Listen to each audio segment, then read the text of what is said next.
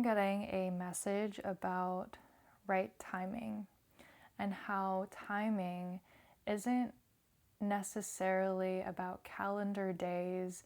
It's not about the sense of time that we think of that can be defined on in terms of days, weeks, months, years, but thinking of timing in terms of your spiritual growth.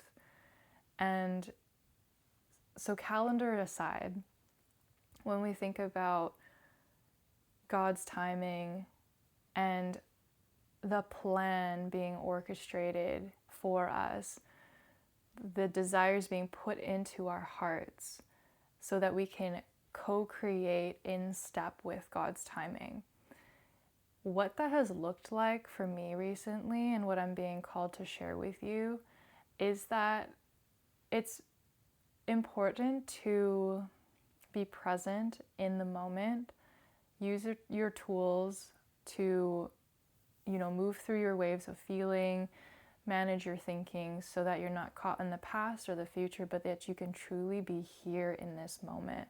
Because when you're here and present, that is when you are most receptive to the signs, the cues, the messages, the reflections from your environment, and the feelings from within you that are guiding you towards that next co-creative step.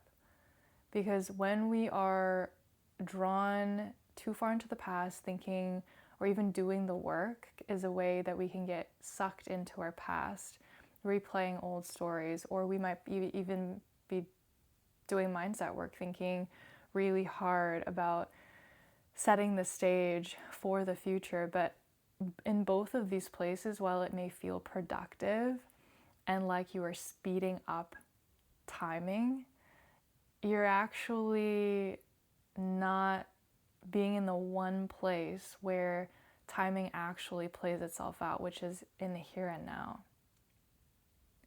When we're in the here and now, we can sense, we can trust, we can best co-create the next step forward. And it really is about walking it one step at a time, the step forming underneath as you are actively and consciously stepping forward, rather than racing ahead or getting stuck behind. You're here in this moment. And I know that the collective that I'm speaking to now has a lot of tools to be able to sort of stay centered on this journey, on this path, and stay focused on the grand picture of things, of what's unfolding for you right now. Timing is actually vibrational. It has nothing to do with clocks or like that kind of sense of time. It is actually just how long it takes for the components within a given circumstance to energetically align with each other. And if these components consist of people, then it's more so the exercise of willpower, or not willpower, but free will, I meant to say. The exercise of free will into making those choices, exercising co-creative power in order to align with the thing or the person that you're calling in.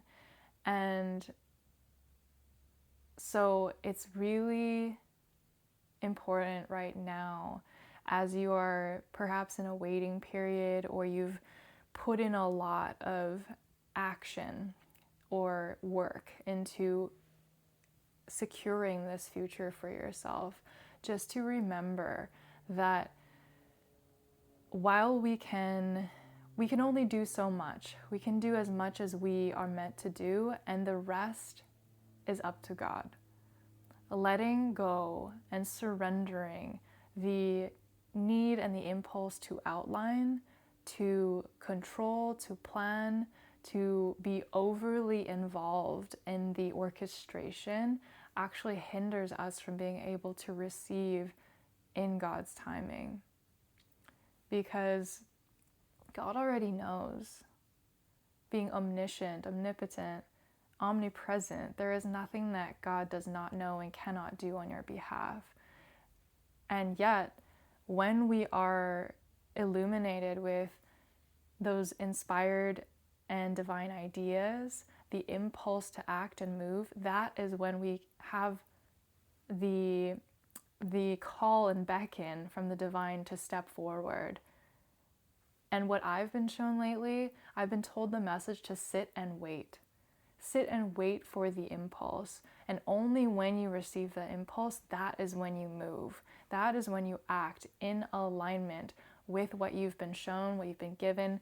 And it's almost like when we're present and just in a mode of receptivity and almost waiting for the next step, we are being given information, signs, cues, feelings, thoughts, and we're being exposed to all of these different forms of information that we can then take in, process, integrate, and from whatever we get, whatever light we get out of that, that informs our next step. And it's almost like that is the stepping forward process of like we wait, we gather, we kind of coalesce all of this energy that comes to us in this period of time. We make a decision about what this is and what to do about it, even if that decision is, I'm going to continue to sit and wait for more information, or if the decision is, I'm not going to decide right now, but I'm going to decide later, or if the decision is, this is what I needed to know, and now I can take one step forward. So whatever it is, we're always being given exactly what it is that we need, and being present is going to help us align with that right timing, because we can't actually force our hand. We don't have the power in our human selves, in our human minds, to actually bring these things about. It is the divine power that is what is referred to as omnipotent. Divine power is omnipotent because it's all powerful, meaning that anything that is not of God or a reflection of God does not have any real power. We have a divine essence that is a reflection of God's power, and yet we also have the human mind, which arguably isn't that. In my belief system, those two things are separate. And so that is why, for me, and this may resonate with you, it may not, take what you need from it, but that when we can let go of taking full and 100% responsibility over every little thing and not leave room for the divine hand to move us, that's when things feel really chaotic. That's when things feel really anxiety provoking. That's when things can feel really difficult and stuck, because we are taking up all the space that the divine actually needs in order to help us move forward. And if we can step back, lean back, and just give space to our co-creative power that is the divine, then we're going to be able to bring about results so much more effortlessly and easily.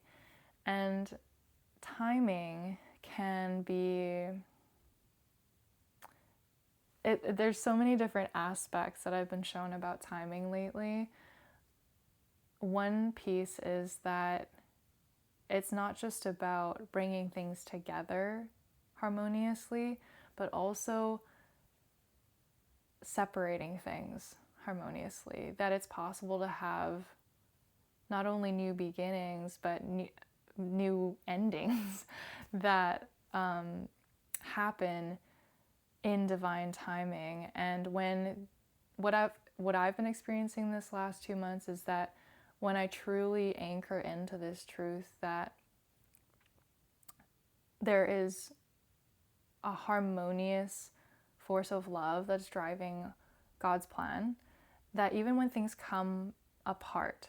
They happen in this way that's so gentle, so loving, so like in the most easeful way, where like both parties or whoever, whatever's involved, like aren't really actually harmed in the process, but that the coming away is easy. It doesn't mean that it's not painful, but that it can be done in the most gentle way that letting go can be done in.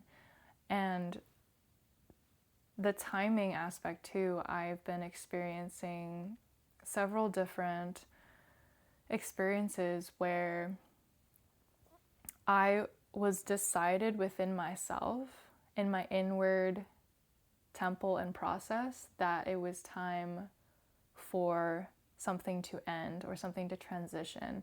And 2 different times, the exact day that I had solidly made up my mind about I'm going to initiate this process, when I was met with the people or the other things that were involved in this transition, I didn't even have to say a word, and that the other parties already sensed that this was not an aligned situation, and they were the ones to initiate the conversation or the circumstances, and things turned out even better. And I was even given money for like to help me like make this transition so much more smoothly. And so I was really just in awe of the way that the divine orchestrates right timing, because when it really is divinely right timing, it will be more harmonious, it will be easier to part ways, it will be like everything that comes together easily will also come apart easily, when everything is supposed to like truly happen in that moment. And so I wanted to just encourage anyone who is in a process of letting go, and also in the sort of waiting period as you are calling in something new, something different, something maybe even bigger than you've ever held before, and just remind you that, I know you already know this, but just remind you that God is on your side, that everything is going to work out in your favor, and your only job is to be present, to be in your heart space, and to move when you are called to do so. So I love you guys so much. Happy New Year, or at least 2026, and we'll see what this year has to bring for all of us in the collective. I'll see you in the next video.